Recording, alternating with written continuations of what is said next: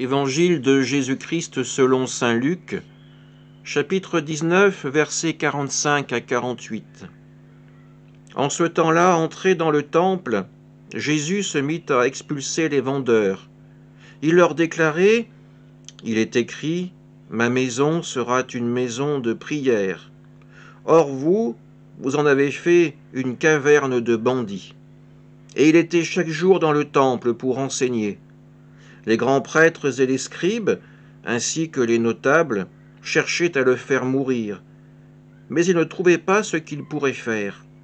En effet, le peuple tout entier, suspendu à ses lèvres, l'écoutait. Acclamons la parole de Dieu.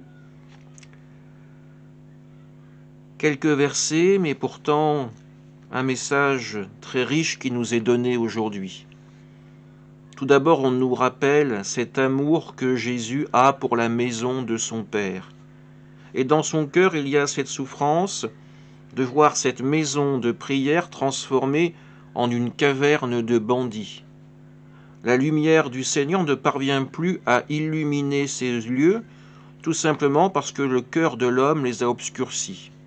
L'appât du gain, l'appât de la puissance, de la notoriété ont fait que les commandements ont cédé la place à des intérêts marchands.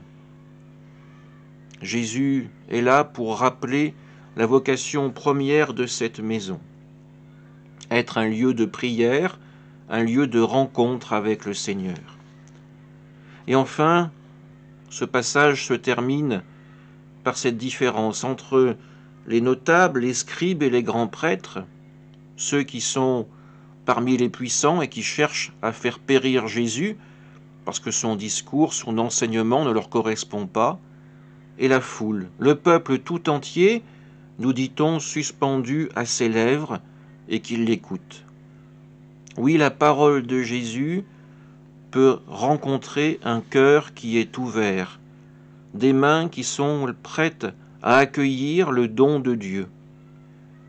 La parole de Jésus peut être entendue par les petits, par les humbles, par ceux dont le cœur et l'âme ne sont pas enchaînés par des envies purement terrestres. Ceux qui ont dans leur cœur suffisamment d'humilité pour savoir qu'ils ont besoin d'accueillir Dieu dans leur vie. Amen.